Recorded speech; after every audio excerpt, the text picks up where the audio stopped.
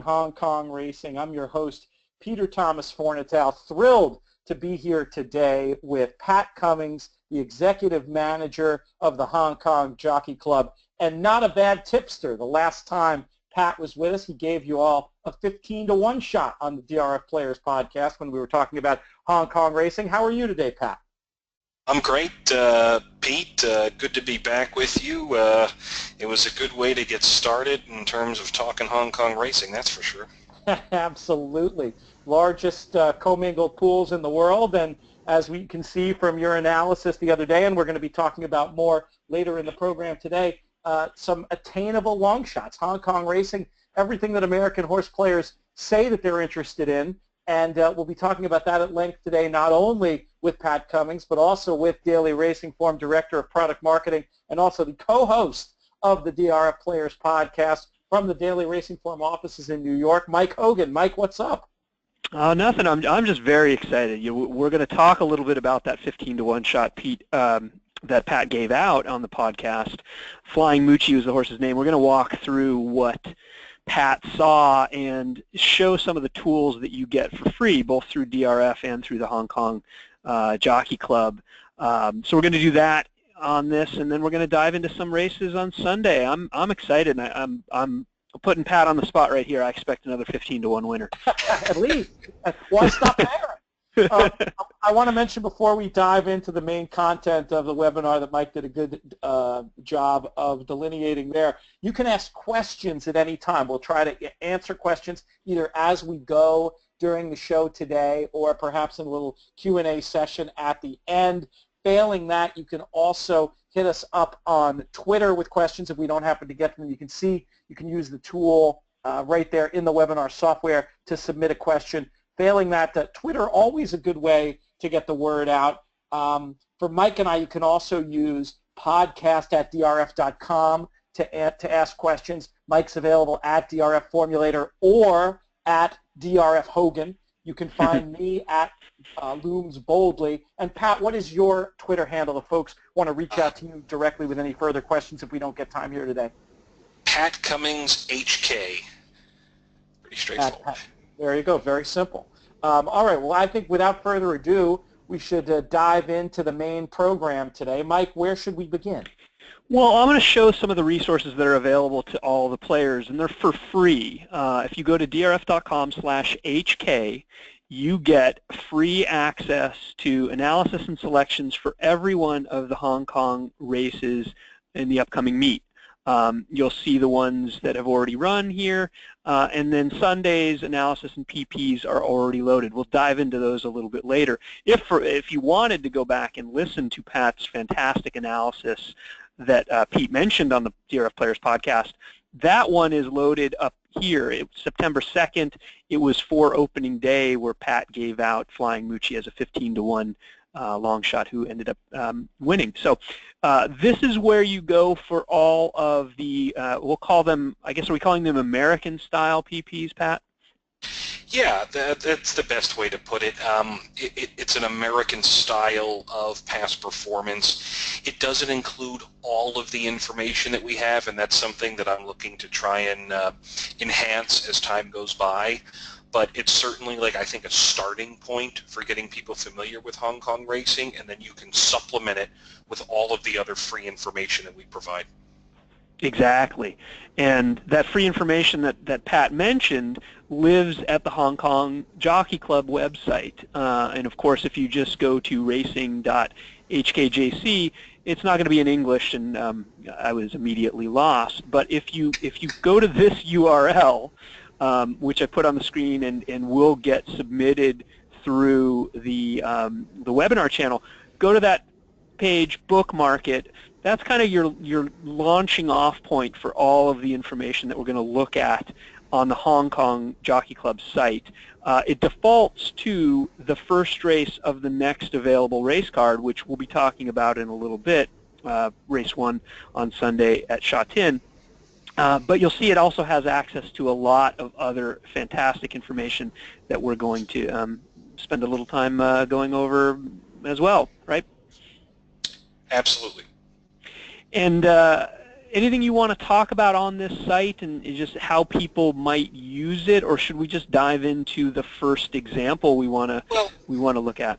I think we could start on this, and then we'll come back to it in terms of race one when we take a look at it. But let's start here to help introduce everything that's available. Okay, and I think it's just a good starting launch point. So let's just point out a few things. What you have here is the basic race card, and one thing to notice is that horse number and post position are very different. Okay, the post position is a random draw, but the horses get their numbers based on the order in which they are rated. The higher rated horses up at the top, lower numbers, and the lower rated horses down at the bottom. You say, well, how does a horse get a rating? So this on its own point, I think, is worth describing. So, Mike, if you could just take your cursor up there to where it says the race one, the Chang'an handicap, September 18th. Prize money, $630,000. That's Hong Kong dollars, folks, not U.S. dollars. Hong Kong dollars, which is about 7.5 to 1, roughly. But the rating, it says rating 40-15. What that means is this is a Class 5 handicap. There are 5 classes, 1 through 5. Class 1 horses, those are going to be the highest quality horses. And 2, 3, 4, down to 5, the lowest rated horses are those that are racing in Class 5. And where that information is replicated is in that column right near your cursor there, Mike, where it says RTG, that's rating. And as you kind of go down towards the bottom, the numbers get lower. The horses here are in alphabetical order by rating. So Dragon Bachelor is rated 40, so is Prince Falcon, so is Win As We Wish, so it's alphabetical. They're the 3 and 40, and then 39 for Happy Friendship, straight on down to the bottom to Propel Repel, who's rated a fairly low 17. It is not a fact that the lower rated horse is always worse. It's just a sign of kind of where they are currently. Some horses are on the rise and some are taking some steps downward. You'll see here next to the rating is a number, 0, the plus or minus. This is to give you an indication of where this horse has been more recently. So Win As We Wish, as you have right there, -3. That means the last time this horse ran, it was rated 43. It performed poorly and got a drop of 3 points of its rating. So what was once eligible for a Class 4 handicap, Class 4, now rated 40, he's at the top of Class 5. Doesn't mean he's a better horse, doesn't mean he's going to be better in this particular race. It means he's taking a step down to what is essentially viewed as an easier grade. Down at number 8, Mizzen Gray. American horse players might be able to easily guess the sire of number 8, Mizzen Gray, in this race. It is Mizzen Mast, and the dam is a filly named Quiet Marie, who was by Maria's Mon. This race is on our all-weather track. Don't get confused here. We call it all-weather track. There's a variety of reasons we call it such. It's American dirt. It's modeled after the old Santa Anita dirt surface before they had switched it over to a legitimate synthetic surface at some point a while back. But this horse is coming off of a win and was elevated 5 points. So you have to take rating into account in almost 95% of races in Hong Kong. These are handicaps. So now go over to the left, Mike, next to the name of the horse, where we see the weight that the horses are carrying. And it is commensurate to the rating. The higher the rating, the extra weight that a horse is going to have to carry. So Dragon Bachelor will carry 133, and it trickles all the way down to what looks like 113 pounds. But take note of the jockey. Let's focus on number 12, Mighty Wong Choi. Has apprentice jockey K.K. Chong. Now she has just around 40 wins in her career. She right now is a 7-pound claimer. So what does this mean? That means that Mighty Wong Choi is going to carry 106 pounds. So rating changes weights, all things that come into the equation in Hong Kong way more than they ever come into the equation in American racing. And I think it's really significantly the biggest difference that exists between the two jurisdictions. Pat, let's take a second to talk about those ratings and what they're based on, and also how they might relate to something like a speed figure that USA players would be a bit more familiar with. Are these ratings given by a handicapper a la racing in the UK and Ireland? Are they based on a mathematical formula? Where do they come from, and how would you say, generally speaking, they relate to more common figures that American players are used to? You're right, Pete, on the former. The ratings come from a handicapping team that operate, collectively, and then will. The term handicapper overseas is designed to identify a group of people who assign the weights. How do the weights get assigned? It's based off of a numerical rating.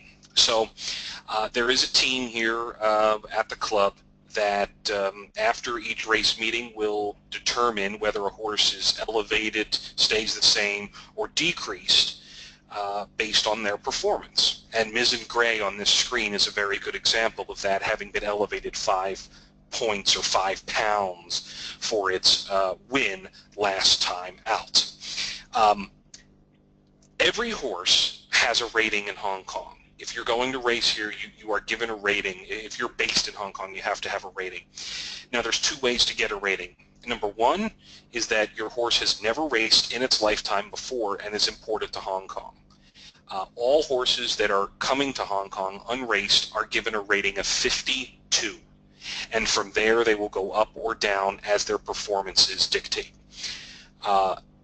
Horses that are imported to Hong Kong and have previously raced, in order to qualify, they have to have earned a rating of 70 from our handicappers. And to do that, it typically means they have to have won at least a maiden race of some type and typically done something else in another class, placed in another race or maybe another win. And then they're privately purchased and imported to Hong Kong. So when you go up and down the race card in Hong Kong, you're going to see different classes. Typically, the lower class races are early and the higher class races are later. And within any race, you're going to see some horses who are high in the handicaps. They'll be numbers 1, 2, 3, or 4, but they just haven't been performing. And these are horses that we call coming down through the handicap. They might be on a downward spiral. They need to get some class relief. But as a trainer, you simply cannot place your horse in a low, for a lower claiming tag, or maybe in for a starter condition. The condition racing doesn't exist. The opportunity here is that you place your horse only in races that are eligible for its particular ratings band. You have no control over the rest of it.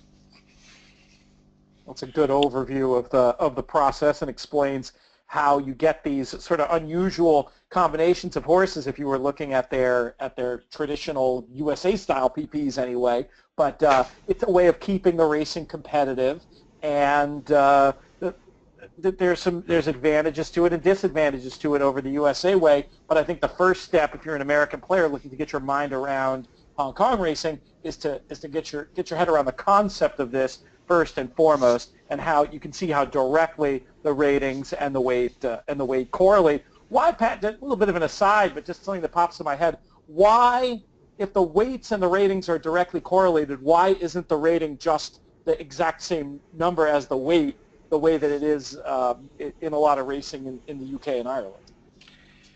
I don't have an answer for that, Pete. I mean, there's probably some historic context to it. Our system is particularly unique. I guess probably the most logical answer is we only have 1,200 horses, right, at any one time. And so it is a very selective environment for racing.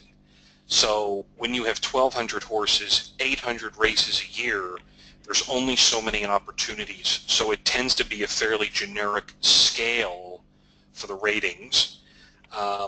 When you're only rating 1,200 horses, I mean, you have to be incredibly precise There's not a lot of room for error. And in one of the races that we're going to talk about later on, the 9th race on Sunday, we have a very unique situation where there's 2 horses that look like they're potential stakes caliber and really kind of on the up, and you have another horse who seems to have been taking advantage of favorable handicaps and now finds himself suddenly with 3 consecutive wins and stepping up in company in a big way.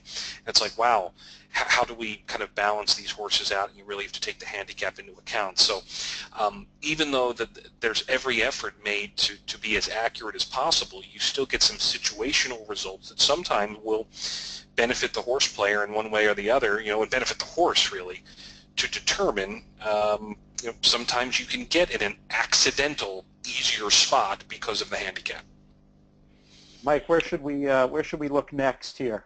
Let's jump over to the PPs from opening day on September 3rd and take a little bit of a look at what Pat liked about Flying Moochie that we talked about, who won it 15-1 on opening day. And Pat, I know you wanted to show the American-style PPs first, and then we'll jump over and show some of the additional information you get from the Hong Kong Jockey Club website. And just a personal question for you before we do, from your handicapping, when you're handicapping these kinds of races, and especially suggesting to horse players, American horse players, how they would start, do you start and suggest they start with these American-style PPs and then jump over to the Jockey Club site, or how do you make head or tail of that? Personally, I'm kind of if you're going to take a dive, don't just dip your foot in the pool first, just kind of jump right on in. And these PPs are designed, I think, to give you kind of the getting your leg wet before getting the rest of your body wet when it comes to playing. So you can certainly take that approach. My preference, now granted I've been based in Hong Kong for almost a year and a half now, my preference is what Hong Kong offers. Right. But regardless, the information is free, it's complimentary. So any way you want to look at it, there are options here. But I wanted to take this look to show you that Hong Kong does do things differently. We have reverse order from a time scale, so what we're seeing right now, you see Circuit Land showing his last race July 10th, May 22nd, April 13th, March 13th. The way that we would show it in Hong Kong is in reverse on our what we call form guide, and the most recent races will be at the bottom. So there are some things to get used to, but horse players, I think, once you get familiar, it's okay. Anyway, this race was a Class 2 handicap, so take note of that up there at the top, Class 2, for horses rated 100 to 80. In these PPs, we don't list the numerical ratings, but remember what we said. You don't need to know those technically because the horses are ordered by rating, and then the weight that they're carrying is indicative of that. So Circuit Land is the top weight here at 133 pounds, but he's going to have a 10-pound claimer on, so he'll only carry 123. One of the first things I do in racing when I'm looking at the PPs, I try to get an immediate sense of the pace of the race. Are there horses that are going to go forward or not? So right here on this shot that you have, Mike, number 2, Spicy Shore, looks like a horse who has gone forward, who could go forward. He looks like he may have gotten away with something on June 19th when he led throughout in a 3-length win for Joe Moreira. That was in a Class 3 event. He then steps up into Class 2 and is not on the lead, so he wasn't exactly as fast, but he still closed well. He wasn't that far behind, but he's not an absolute go-forward type. Now scroll on down through the rest of the field, and I always just look for pace. Where is the pace in the race? And if you just look at the middle of the screen here, and you go through the field, you're going to see Universal Union, King Genki, Cheeky 2, straight on down, and the pace is just not jumping out at you. King Kenki could go forward. He was forwardly placed in a race over 1.25 miles.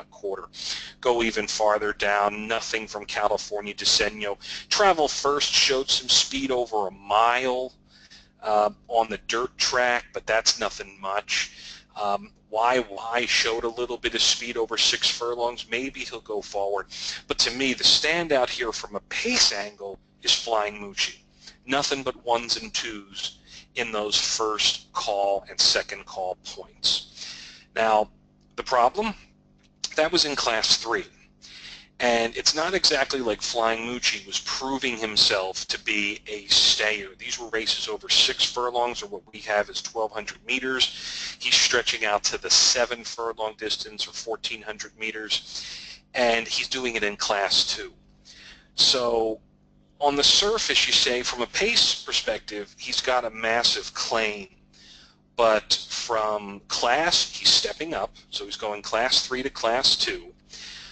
Where else is he maybe benefited here? What else comes into play? And for me, it's the booking here of apprentice jockey Jack Wong. Now, in his last 3 races, he had Jack Wong, H.N. Wong, Jack Wong, aboard, carrying 126 pounds, but he was getting a 7-pound claim, so he would have been carrying 133 otherwise. What does that tell us? Flying Moochie was racing at the top of Class 3. So now he's coming into the bottom of Class 2. He's assigned 115 pounds, but Jack Wong is going to take the 7 pounds off. So how much is he actually going to carry? 108 pounds. So we've got what I think is pretty much the lone speed, or at least the speed of the speed. He's stretching out.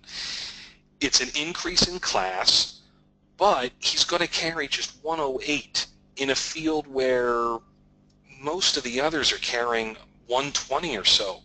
So roughly, he's looking at anywhere from an 8, roughly, let's call it 8 to 17-pound difference. That matters in these fields that are so closely matched.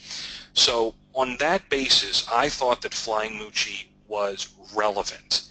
And then when I looked into some of the additional information that we had, I thought it became even clearer. Yeah, before we move on to that, I had a couple questions from Pete, our buddy Eric Bialik, who we've had on the DRF Players podcast. Wanted to ask a couple questions regarding weight. First, he wanted to know how common are overweights with jockeys over there? They're not permitted. Anything beyond 2 pounds is not allowed. So they can go as high as 2 pounds over, but beyond that, you're not going to get any. You're taken off the horse. Okay. So that puts a very strict limit on how overweight is treated. Gotcha. That's good information. And then he also wanted to know, does the HK, the Hong Kong scale, allow for a greater spread of ratings versus weight, which might vary by even, say, 20 pounds? Not within the race. So the highest weight that would be assigned is 133, and the lowest weight is 113. That's what. So there's at max going to be a 20-pound spread there. The difference can come in when you put an apprentice on board, and you could get up to a 10-pound claim. So a horse carrying 103 or carrying 113, assigned 113, could carry as low as 103. There are times when all of the entrants to a race are higher rated, and you have one that comes in all the way at the bottom and is a bit of an outlier. And there are times when these horses are normalized in the weight, so they'll actually carry more weight than they necessarily would have otherwise. Makes sense. Okay, let's jump over to the Hong Kong Jockey Club website and look at the lifetime form page of Flying Moochie, and you can talk through some of the other things that made you land on him and made you think that he was going to be able to get the distance and have a favorable pace scenario.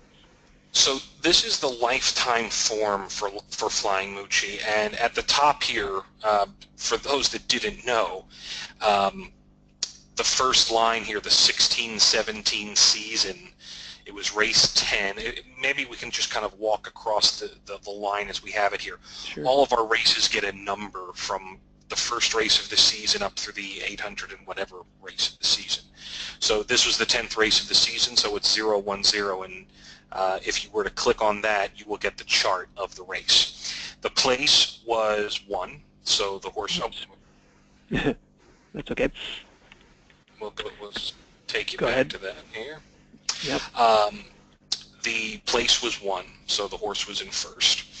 And then the date of the race, we put the day of the week first as opposed to the month. Shot in, ST, and the other option is HV for Happy Valley. The track is the turf course, and then the letter, or the letter and number, is the course. So this is essentially the rail placement.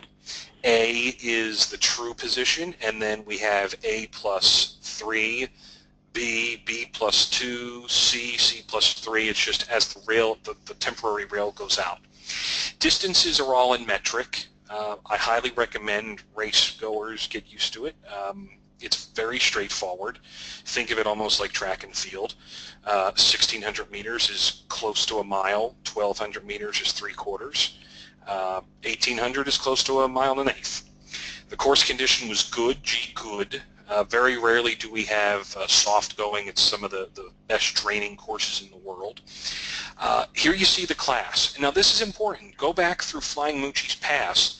He's up in Class 2, but he's almost never been out of Class 3. He tried a local Group 1 event way back when. They gave it a shot. He popped and stopped at a big price.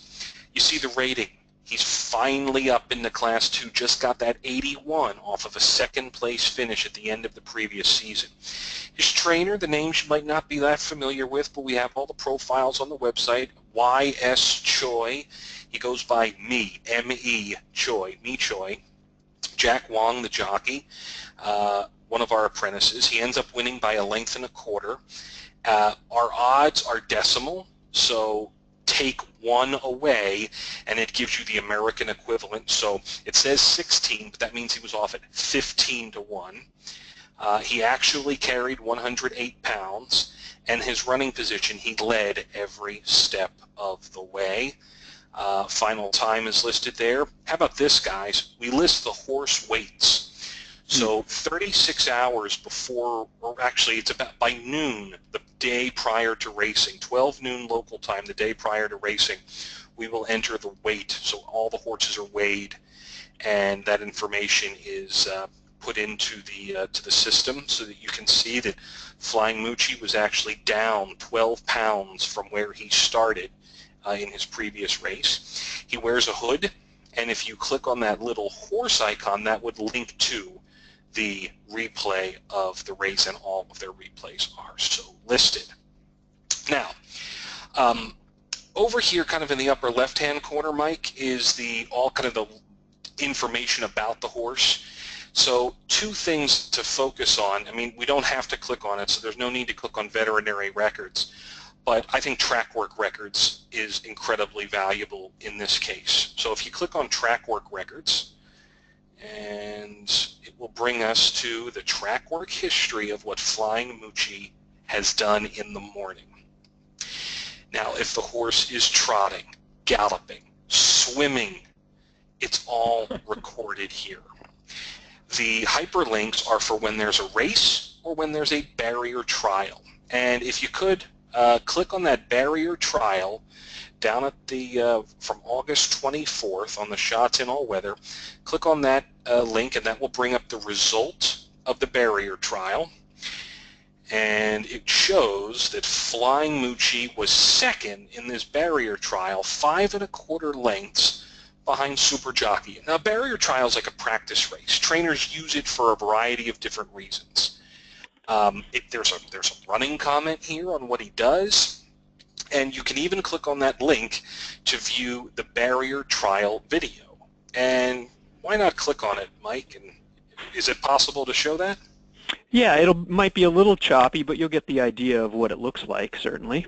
Yeah, sometimes when we play the videos in the webinars, they don't look as good as they'll look on your individual computer. And these races, Pat, just to clarify, this is the barrier trial is not in the standard PP. This is just additional information you only get by clicking and looking at the track work. Is that right? That's correct. And what's notable about this, and I say it's choppy, but it's going to make the point, the jockeys actually will all wear the colors of the horses, but you see some of them have kind of jeans on as they're going along here. The thing that's most notable, and there is a race caller for all of these too, the thing that's notable is that the horse that leads this barrier trial from start to finish is named Super Jockey. He ran second in the Dubai Golden Shaheen to Secret Circle in 2015. He almost won at 30-1.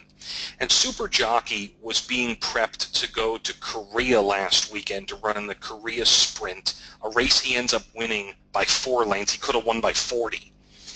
And who's just kind of sitting just outside of them? It's Flying Moochie.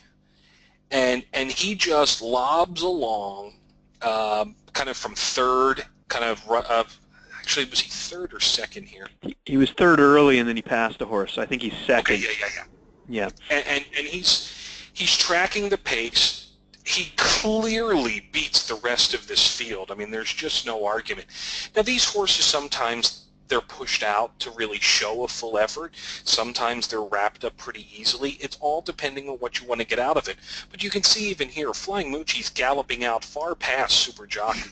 Amazing. So, are you really concerned that he's going to get 1,400 meters? This looked to me like a horse who was fit, fresh, ready, carrying a lightweight. He just went up against this beast of a dirt horse from a Hong Kong standpoint in the barrier trial, acquitted himself quite well. I thought it was all systems go for Flying Moochie. And Circuit Land, who's in this very race as number 1, the top weight, is third, 4 lengths behind Flying Moochie. The 4th horse in this barrier trial, Gun Pit, is being pointed to run in the Breeders' Cup Dirt Mile. He's an undefeated 7 for 7 on the Sha Tin Dirt course and ran second in the Maktoum Challenge in Dubai. He's rated like 115. So for me, I'm saying Flying Moochie, game on. Let's play, fellas. Let's see what type of price we get. And you know, when we talked on the podcast, he was maybe he was like 27-1. He got a lot of late money, something we can talk about later, and he ended up jumping at 15-1. But he led from go to woe, and it was a really exciting way to start the season. Yeah, terrific stuff, and we thank you for giving that out. I know some of our listeners were in awe and very pleased to have gotten their Hong Kong careers off to such a good start because of you, Pat. And a couple of little follow-ups. In the barrier trials, everybody's just carrying, everyone's carrying the same weight, or you carry the weight that you want, or how does that work? It's a good question. I think they just simply carry the jockey. Gotcha. So it's just whatever. It's not about that, but you can infer then a horse like that getting a weight break for all the reasons you said, you know, not something you're going to worry about in terms of stretching out and getting the distance. I do notice watching the racing over there how clearly all the sectional markers are. Yeah. Is that sectional information available somewhere? And what's available in terms of speed and pace figures with the Hong Kong racing in general? Yes, it is. If we could go back to the Flying Moochie lifetime record page, and we can then just click on a race result, I will show you where that is. So, Mike, if you could click on that 010, it looked like it had a little issue before, but let's try it again. Let's try it again. Yeah, there it goes. Okay, so this will be the chart of the race. The various replays are there. One of the things on the multi-angle race replay that's pretty funny, you can watch the pan shot, the head-on, and there's something we call pass-through analysis right next to it. That's the gallop out. So you can watch, there's a camera that focuses only on the gallop out. Amazing. For every race, which is pretty cool. Up here, just above where the cursor is there, Mike, sectional time and position. If you click on that, you're going to get the just above those times. Yep, right there. This is going to give you each horse's individual splits. Now, we do something here a little different than it's done in America. First off, when the starter presses the button, the clock starts, okay? No run-up. Correct. There's absolutely no run-up. Run-up is a scourge on the soul of American racing. I don't disagree. That's a whole nother topic. Another webinar. Yeah, please, please. You'll be questioning life after that. You say, wow, where has this information been all my life? Anyway, Flying Moochie, so this was a 7 furlong race. We actually time, our goal is to get to full quarter mile or full 400-meter segments at the back end of the race as opposed to at the front end of the race. So every horse jumps from a standing start, so we kind of chop off the off portion right away. So you get the first, essentially, furlong, it's 200 meters. Then you get the next quarters straight away. So you have this for everything. And in the Hong Kong past performances, we actually list the last 2 quarter segments for each horse in their times, and you can always compare it to the final quarter for the lead section in every race. Quick question, and this is another question that Eric had asked.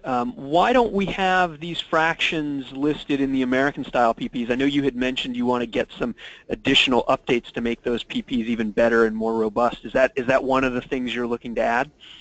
I'd love to. There are, I think, some limitations because you're taking a little bit of a square peg and trying to stick it into a round hole, and you cut off pieces of that square peg to get it to fit. So I think part of the problem is that in the American style PPs, you don't have the places to put all of these things. So right. In Hong Kong, in our own form guide, and look, what's the old line, man doesn't eat by bread alone, or something of that nature. We can't all be one-trick ponies when it comes to our form analysis. There's the workout reports, and there's the different people with sheets and pace figures and all the other things. So no longer do we just tend to use just one piece of paper to do our form. And I think the same thing needs to apply here, that you can have one thing to get a base of information, but there are other things that you use to supplement it. And for right now, what appears in these U.S. styles is one element, and I'd love to be able to add some more to it as we go on. That would be great, yeah.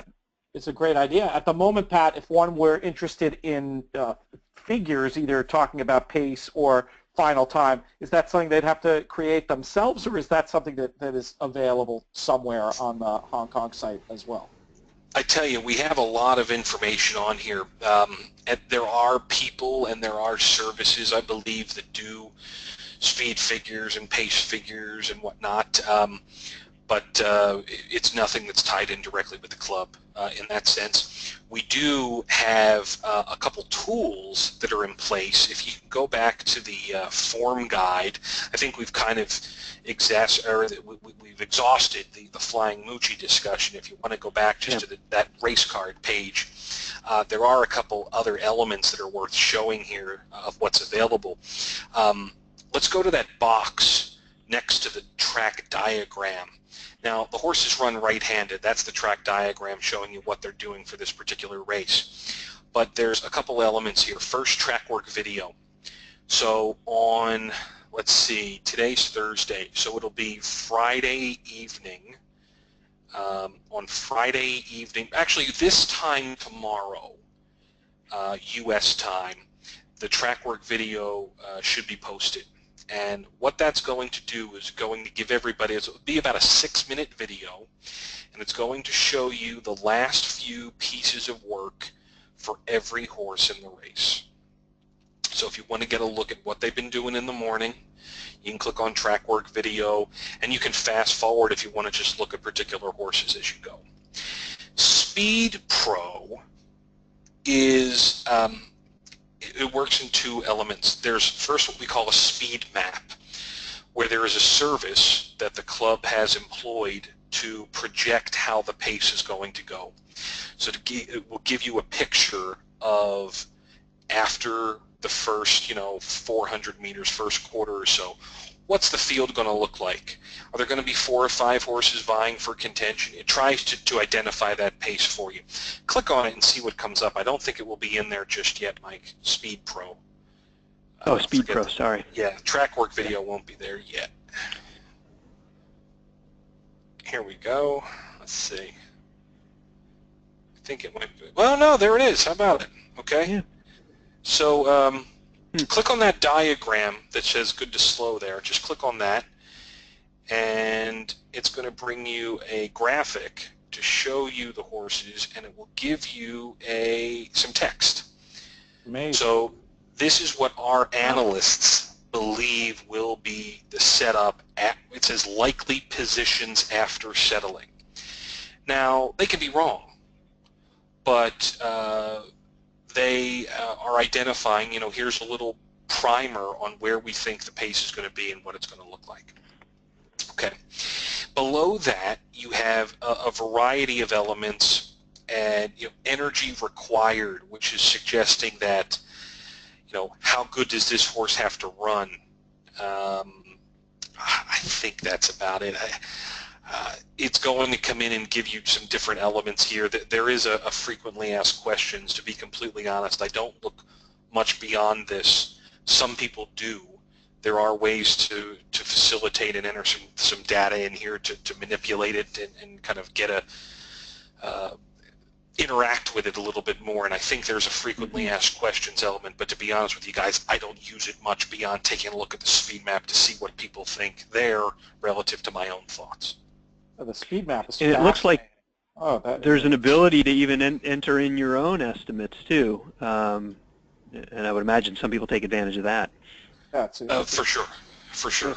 First level and a second level and on down the line here, but even just the ability to get that map and read the analysis, especially, am I correct, Pat, that in Hong Kong there's your tactics are public to some degree? Is that right? Or is it just that the stewards are much more questioning about a horse who's always shown early speed who then doesn't show speed this time? How does that work over there? Yeah, it is not like Australia where they have to declare tactics. It is simply noted by the stewards, who are very proactive, far more proactive than you would have ever seen in the States. There are, on any particular panel, there's one of the member of our board of stewards, an honorary steward who is a voting member of the club, and then 5 professional stewards at every race meeting, and they kind of will police those things. But you don't have to declare it. If there's a horse who always goes forward and for some reason beyond the common eye, of a horse stumbling or something, and he's not on the lead, the jockey will very often be questioned to give an explanation as to why this was the case. If he says, "Oh, the trainer told me to take back today," very often the stewards could question that trainer, and it all gets published in our reports. I want to take you back, if you could go back to the race card, Mike, kind of the home page there, and I want to show one other element to all of the form information that's available. Up at the top, you see where race card is highlighted, and then next to it it says track work, past incidents, extract, form line report, exceptional factors. These are attempts to pull together all of the changes that are taking place and what a horse is doing. So how about we do, let's see, what's the best one to do here? Let's do exceptional factors.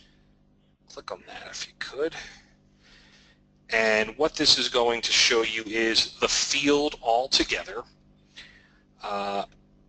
and what is changing amongst them. So it takes the horses who have had a trainer change, or who have had multiple entries rather. So C.W. Chang, that's Michael Chang, he won the Santa Anita Sprint Championship a couple of years ago with Rich Tapestry. Sure. T.K. That's Gary Mizzen Grant, so he's got 2 in the race. And then it's basically a summary of all the gear changes. Happy Friendships getting a tongue tie again. Win As We Wish is stepping up in trip, whereas Telephasia is stepping down in trip. That's plus 450 meters or down 350 meters. Happy Friendship and Fresh both have trainer changes. So it's just trying to take one page, put it all together, say what's all changing on this day, what's notable, and the exceptional factors page brings that out. Click on veterinary records. Let's see what, see if we get anything that comes up here. Oh, we're going to get quite a lot. Quite a bit, gentlemen.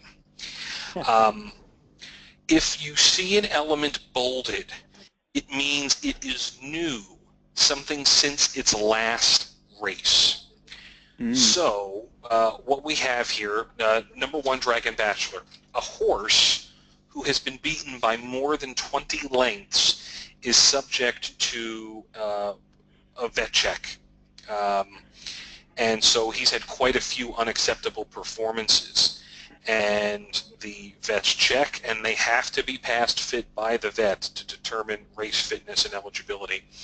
And they said, yep, Dragon Bachelor, he's okay. But it certainly would be factored into your betting. Number 3, Win As We Wish. Here's one of note. So he last raced on July 6th. He was 11th, beaten 12 on that day. And what happened? He was lame in his left hind on the day after racing. He was past fit September 2nd. And then down the bottom, Propel Repel on May 28th had a case of colic. I mean, can you imagine if this stuff was in the U.S. form? Holy heck.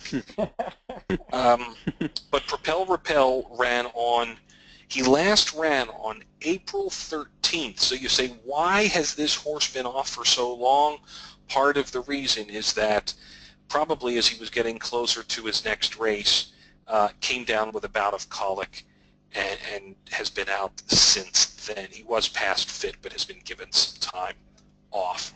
This, every race, it has it here, and you can also see a history of these horses, kind of what's been going on. It seems like it would give you a fuller picture of what's really going on, especially with the ability to look at that and then look at the recent workouts and make a decision. Hey, has this horse just gone hopelessly off form, or was there a problem that has been solved and we can trust this horse to have a more straightforward performance today? Or if you see that a horse has been off for 9 months and there's absolutely nothing in the vet records that's indicating why that is the case, you can determine, were they just resting the horse, or did he have an issue? Did he have surgery? It shows for every race. The bold information is whatever has cropped up since the time it last ran. And I think that's some very helpful information. If you go, but let's just jump ahead and perhaps just click on race number 5 on the veterinary records, and then go to the vet records from race 5. I think this is particularly noteworthy. We see here number 11, Triumphant Light. Now, I'll tell you, I'll jump ahead and tell you that Triumphant Light's last race was on June 1st. It was in a Class 4 event. He finished 10th, beaten 8. So why has he been off since June 1st? Our season ended July 10th. He had substantial mucus in the trachea after racing, and on June 17th had left hind fetlock arthroscopic surgery under general anesthesia. It's also worth noting that number 5, Imperial Gallantry, was lame in his left front leg after his last race. So this information's out there, and it's all things that you can help take into account for a horse player. That's great. All right. We got about 12 minutes left, Pat, if you want to take a look at some of the exciting stuff coming up this weekend. No pressure, but we're expecting that 15-to-1 shot now. All right. I don't know if I'm going to get it in the first race, but I'll give you a quick one here in the first race. A horse I've had my eye on for a while, and that's number 5, Jimson the Famous. Now, I'm dying for this horse to sprint on the dirt. Now, this is a 2-turn race. Jimson the Famous was very well fancied last time out after a barrier trial, but this is his first race on dirt. Look at the pedigree he's by. Yes, it's true, out of a relaunch mare. He can go on the dirt. I know he can. The question is he good enough to do it? And is he going to do it over a mile? I think there is some question there, but if you get a price that's in that neighborhood of like 8-1 or so, that's go time for me. You'll see there he was 5.2. That's 4-1 last week when he ran 1,400 on the grass. There's not a lot of option in this first race. Mizzen Gray is one, and Mighty Wong Choi is going to try and take them all the way on the front end, but I've got a soft spot in my heart for this American-bred horse who has never hit the board in 13 lifetime Hong Kong starts. So I would, if you get above 7-1 on Jimson the Famous, I think he's a play in that first race on Sunday. Two other races I wanted to take a look at, fellas. And those are on the back end of the card, races 9 and 10. So, Mike, if you can stay with the American-style PPs there and head to race number 9. This is essentially the classiest race of the day. It's a Class 2 handicap, 1,000 meters. Our turf course at Sha Tin has a 1,000 meter, a 5-furlong straight course. Makes for a really interesting race, and I mentioned this earlier. We have a couple horses in here who are really on the up. One of those is number 1, Bad Boy, for John Moore, who's been a 6-time leading trainer in Hong Kong. You'll see he's only made 4 starts in his Hong Kong career. He had 2 wins, and one of them was his most recent start at Sha Tin over this course and distance. It was a good to soft course, or good yielding, I believe it was that day, but he won that handily, and now he is up at the top of the weights. The other real kind of up-and-comer is number 7. That's Racing Supernova, trained by Chris So. Zach Purton will ride. Purton currently at the top of the jockey table, 5 wins from 19 starts as Racing Supernova. He's had a couple issues in his last, but he's really just knocking on the door. His best performances were over the straight 1,000. His last 2 races were at 1,200 meters, 6 furlongs. He comes back to the 1,000-meter distance. He's going to certainly be in the mix. And then the third horse to take a look at, and I'm not looking at this race so much from a play as I'm looking at it just from a unique angle. Down at the bottom, number 14, Adventurer. Same connections here as Flying Moochie, so maybe that's a sign. Mi Choi, the trainer, Jack Wong, the rider. His last 3 races, all 3 wins. He's just gone out, gunned it, led all the way. He's getting in at the lightweight. Some would say, Pete, for the speed handicappers out there, those who would look for speed rating, I'm guessing he probably comes up a little slow. He's been doing this in lower grade company. You see his 2 of these wins were in Class 4.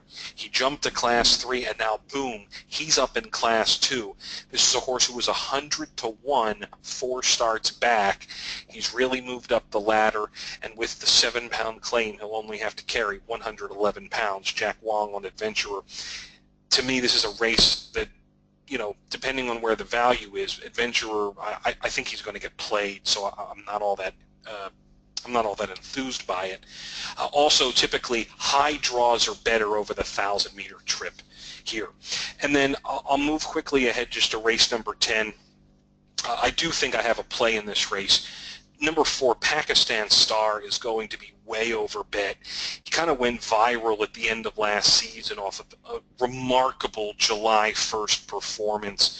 He missed the start. He was off the screen, last of 14, and absolutely flew home, running a final quarter in 21.22 seconds. He just slammed them. Son of Shamardal, he's going to want to go farther. His dam sire is Ponce Celeb. He wants to go farther. He's going to get 1,400 meters, but a much tougher race. You see, he was in against Griffins. Those were unraced horses to Hong Kong in their first season. Now he's in against Class 3 types. I want to point out a horse to you, number 10, Right Call. Trained by John Size, he is our reigning champion trainer. John's only started 4 horses this season in Hong Kong. Keith Young rides. He's had a bit of a slow start as well. But the one thing that Right Call brings to the table that there aren't many in this race that can claim is recency. He had a start at the beginning of the season over a certainly much too short distance of 5 furlongs. This horse is a 7 furlong horse over the distance, 2 wins, 2 seconds at 1,400 meters or 7 furlongs. Those are the only 2 wins and 2 seconds he has in his Hong Kong career at this 1,400 meter trip. He's down here. Keith Young, 116 pounds is what he'll carry. And when you look just a little bit below this, number 12, Carefree Prince, drawn gate 14 for Apprentice K. Chong, is going to want to fly out on the front end, and I think it could set it up for a horse to sit just behind Carefree Prince, and I think that's going to be Right Call. Keith Young will help with the value. I think you might be able to get 8 or 10 to 1 on Right Call, and I think it might make him a value play because all the attention is going to be on Pakistan Star. I like it. When are these races? When does this card begin? Let's just use Eastern Standard Time as a barometer, so folks know when they can check out and see what's going on here. Maybe use this card as their maiden voyage on the Hong Kong circuit. After Saturday Night Live ends is when the shot in racing begins on the East Coast. It'll be a 1 a.m. start Eastern Time. Right now, the time difference is 12 hours. So whatever time it is in New York, it's the opposite time in Hong Kong. So it's 11:57 in New York. It's 11:57 p.m. here in Hong Kong. Bedtime beckons for me after this, fellas. But we thank you for staying up late. Maybe a little easier for this card, particularly for West Coasters. But then again, I know we have a lot of night owls listening too, and you can always handicap and place bets and see if you won or lost in the morning as well. And it's worth noting, Happy Valley catches the early birds. It's the breakfast crowd. So Wednesday at 7 a.m. is when we'll get going for Happy Valley, or 4 a.m. Pacific time. But it's kind of the breakfast hour, and we'll have 8 races from about 7:15 a.m. Eastern till about almost 11 a.m. Eastern. And you can have a lot of fun at Happy Valley too. Stay up late or get up early. There's a lot of ways to win when you're playing the races in Hong Kong, and I think there's a lot of obvious benefits that make it worth going a little out of one's way to play in these pools with this quality of racing and the size of the fields and the amount of information available to handicappers. Again, everything U.S. players say they want historically, it's all on offer over there. Pat, a couple of minutes left, and I have a couple more questions for you. I don't know, Mike, if you want to chime in with anything else or pass along something from viewers. But before we get to that, you mentioned you thought there was a bit of a draw bias in the 1,000-meter straight course. Maybe this is a bigger conversation for a future webinar, but I was curious in general what biases, either in terms of configuration or that crop up periodically, you feel like USA horse players might want to keep an eye on when they're betting the races in Hong Kong. It's generally believed that on the 1,000-meter straight that the higher draws, which means that the stand side rail, are typically better. It was very clear 2 seasons ago, and as a result, for certain rail positions, we actually popped the outside rail out a few meters to help offset some of that. But to be drawn 13, if you're a speed horse going 1,000 meters down the straight, that's a pretty good sign. It does play typically fair, but the one thing that's worth noting is that this card on Sunday, the rail is out as far as possible on the main course, and that anecdotally tends to make being forwardly placed a little more advantageous, but I say only anecdotally because I don't have specific numbers. The dirt course, is there a way that it typically plays that you feel like you could identify, or like a lot of American tracks, does it really just depend on the day? Yeah, it's a bit day dependent, and we only tend to run 2 or 3 races per day. There's a couple meetings a year where we run every race on the dirt, but on a day like Sunday, there's only 1 or 2 races on the dirt. I tend to think they play more pace dependent than anything. If they go slow, they'll stay. If they go fast, that there's a much better chance they come back. Logical enough. Mike, you got anything else before we let Pat get to bed? A couple quick questions, Pat, I wanted to cover before we wrapped up. Corey wanted to know if you could explain the priority column in here, and some of them not necessarily on the 10th race, but some of them had a plus next to them. What does that all mean? Yeah, the plus element I can speak to. Gosh, we do a lot of things over here, don't we? And for as long as I've been here now, I don't know all of it, but the plus is an indicator. We don't see one right here, but the plus is an indication of a horse being trumped. So trainers get a certain degree of trump cards, which pops them up in the priority list. There's other elements too relative to priority. There's a pattern for entering horses, and it's very complex. But let's put it this way: the thing that's most notable is that if you see a plus, it means the trainer has made it certain to try and get to the top of the queue to get into the race. Horses don't always get first preference based on recent performances. If a horse had been entered and didn't get a start because the race oversubscribed, they might get priority for a future race, that sort of thing. Here, several horses, trainers have used what's considered a trump card to make sure they get into the field. Great. I got one more question, well, actually a few more questions that we're not going to get to, but one more question I wanted to just ask before we end. Richard Young wanted to know if it was possible to open the tote any earlier than normal just to help the U.S. Racing. I think some people might want to place their bets and then go to sleep. Do you know when the tote opens in the U.S., and would it be possible to open it any earlier? You know, I think it depends on the ADW that you're using to play. One thing I seem to have noticed is that the nightly cycle updates for the full day. So at the beginning of the, like right now, you could go on and probably place bets on Australian racing for tonight. If you're in the U.S., you could go and do that. So I think you can do the same for Hong Kong. I'm fairly certain, but it might depend on what your ADW is set up for. One thing that is worth noting is that you can start to get a little idea of how things are going, because the club in our website, you can look at the current odds for every race beginning at, you know, essentially 12 o'clock Hong Kong time the day prior to racing is when betting opens locally. So for a 1 p.m. start on Sunday, we open our betting accounts, our tote, at noon the previous day, and every race is fully viewable. You could click on current odds. You're not going to get anything because the market isn't open right now for the race. It's just going to show you the entries. But on this page, you are going to get all of the information and the prices. The odds will show here eventually. And you could click on any race once betting is open, and the odds will become available to you.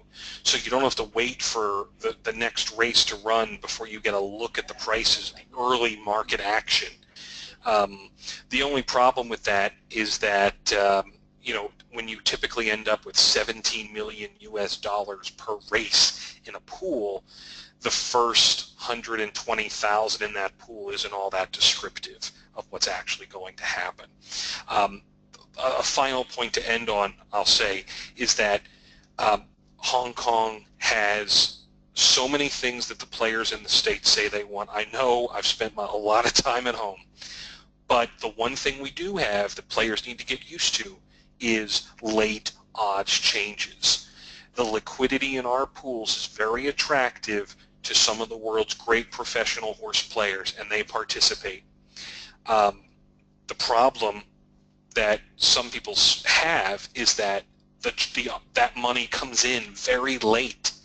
So you need to train yourself that if you're waiting to see what the price is really going to be, hang on into that final minute or two before you put your bets in, and you can see how the market is changing. We have color-coded combinations to show you when horses are being dropped in their odds by 20% or as much as 50% or more. They get a green light around their odds if it's 20%, up to 50%, and then when it's 50% or higher, they go brown. And that's really helpful. And we do that for the win, place, Quinella, and Quinella place pools. Oftentimes, you're going to get a sense for horses that are going to move in the win market because the Quinella market moves first. So you can often see where those changes are coming from in the Quinella pools, maybe 5-6 minutes before a race. You might see all of the combinations with number 4 going green. That's an indication that someone is slamming the Quinellas involving number 4. It might be a sign that the win price on that horse will come down later. It's not always the case. It's just something that's noticeable from time to time. Right, so much great information from you in this hour, Pat. I think we're going to have you on soon. I feel like, obviously, we've only scratched the surface. For folks interested right away, check out Pat's appearance on the DRF Players Podcast. Good overview. You can find that at drf.com/YouTube or in wherever you download the podcast from. Pat was on just a couple weeks ago. I recommend finding that episode. There it is right there on drf.com/HK. Probably the easiest place to find it right away. We're going to have you back on soon, both podcast and webinar, I hope, to talk more about this stuff. Thank you so much for staying up late with us. Thanks so much to Mike Hogan for putting this webinar together and all the fine work he does over at DRF. I'm Peter Thomas Fornatale, and you've been watching a webinar produced by drf.com.